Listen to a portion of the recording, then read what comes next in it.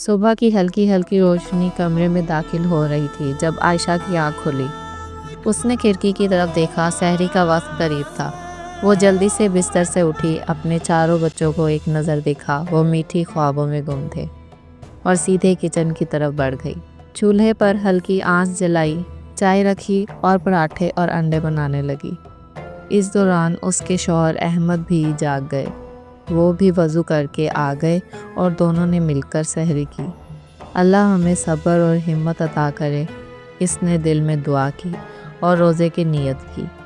نماز فجر کے بعد عائشہ نے قرآن پاک کھولا۔ تلاوت کی آواز سے گھر کا ماحول متاثر ہو گیا۔ رمضان کا یہ نورانی وقت ہمیشہ اس کے دل کو سکون دیتا تھا۔ پھر اس نے جلدی سے بچوں کے ناشتے اور لنچ کی تیاری شروع کر دی۔ جیسے ہی وقت ہوا، اس نے ایک ایک کر کے اپنے بچوں کو جگایا۔ چلو بیٹا، اسکول کے لیے دیر ہو رہی ہے، وہ شفقت بھری آواز میں بولی۔ بچے نیند سے بوجھل آنکھیں ملتے ہوئے اٹھے، یونیفارم پہنا، ناشتہ کیا، بستے لے کر تیار ہو گئے۔ عائشہ نے انہیں لنچ باکس تھمائے اور مسکراتے ہوئے رخصت کیا۔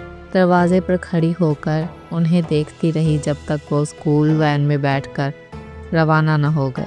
پھر اس نے کچھ دیر آرام کیا، لیکن رمضان میں تو ہر لمحہ عبادت کا ہوتا ہے، اس لیے ظہر کی نماز ادا کرنے کے بعد دوبارہ کچن میں آ گئی۔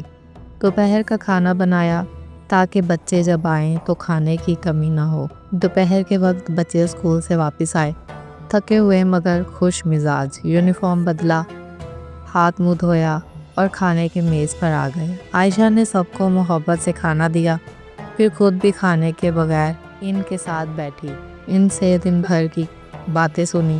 اب عصر کی نماز کا وقت ہو چکا تھا۔ وہ جائے نماز پر کھڑی ہوئی اور اللہ کی بارگاہ میں دعا کے لیے ہاتھ اٹھا دیے۔ یا اللہ، میرے گھر میں برکت اور رحمت نازل فرما، میرے بچوں کو نیک اور کامیاب بنا اور ہمیں رمضان کی برکتوں سے مالا مال کر دے۔ پھر جلدی سے افطاری کی تیاری میں لگ گئی۔ کھجوریں اور روح افزا پکوڑے اور چنے چاٹ بنائی۔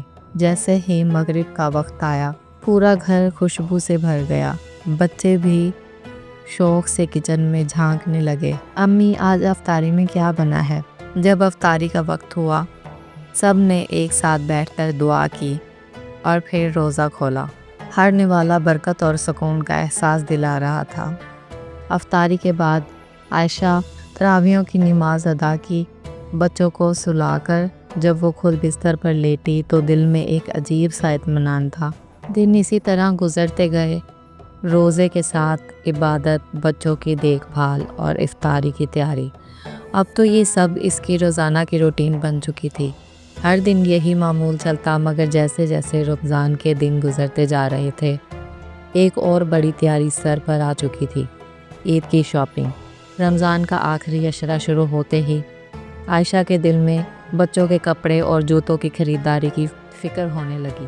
وہ چاہتی تھی کہ اس کے بچے خوبصورت اور نئے کپڑوں میں عید منائیں۔ ایک دن افطاری کے بعد اس نے احمد سے بات کی۔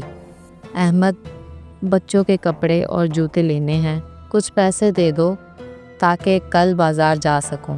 احمد مسکرا کر بولا، بالکل، عید پر بچوں کی خوشیاں سب سے ضروری ہیں۔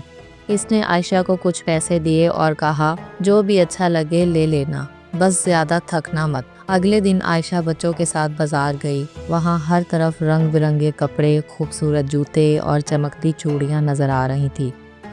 بچے بہت خوش تھے، ہر کوئی اپنی پسند کے کپڑے اور جوتے لینے میں مصروف تھا۔ بڑی مشکل سے سب کی پسند کا سامان لیا اور پھر تھک کر گھر واپس آ گئی۔ اب بس انتظار تھا عید کے دن کا۔ آخر وہ دن بھی آ گیا۔ صبح عائشہ نے سب سے پہلے غسل کیا، نئے کپڑے پہنے اور خود کو تیار کیا۔ اس کے بعد اس کے چاروں بیٹے خوشی خوشی اپنے والد کے ساتھ عید کی نماز کے لیے مسجد چلے گئے۔ گھر میں عائشہ نے سکون سے نماز ادا کی اور اللہ کا شکر ادا کیا جس نے رمضان کی برکتوں سے نوازا۔ پھر اس نے کچن کا رخ کیا اور سویاں، شیر قورمہ اور کھیر میٹھے پکوان تیار کیے۔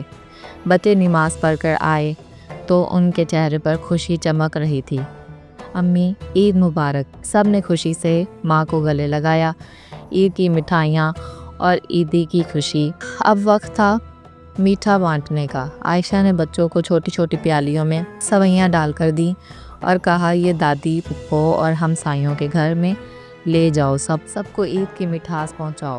بچے خوشی خوشی باہر نکلے، سب گھروں میں میٹھا دیا اور ہر جگہ سے عیدی بھی ملی۔ جب وہ واپس آئے تو ان کے ہاتھوں میں نوٹ اور چاکلیٹس تھی۔ امی دیکھو ہمیں کتنی زیادہ عیدی ملی، وہ خوشی سے چمک رہے تھے۔ پھر سب مل کر قریبی رشتہ داروں کے گھر گئے، وہاں سب سے گلے ملے، عید ملی، ہنسی مذاق کیا اور مزے کے پکوان کھائے۔ شام کو جب سب واپس آئے تو تھک کر بیٹھ گئے، مگر دل خوشیوں سے بھرے ہوئے تھے۔ عائشہ نے بچوں کو دیکھتے ہوئے دل میں سوچا، یہی اصل خوشی ہے، بچوں کی مسکراہٹ، عبادت کا سکون اور اپنوں کے ساتھ عید منانے کی برکت۔ اگر کہانی اچھی لگی ہو تو ویڈیو کو لائک کر دیں، چینل کو سبسکرائب کر دیں، ساتھ میں لگے بیل آئیکن کو لازمی پریس کریں تاکہ ہمارے آنے والی ہر ویڈیو کا نوٹیفیکیشن آپ تک پہنچے۔ یہ آپ کی طرف سے پیار ہوتا ہے ہمارے لیے۔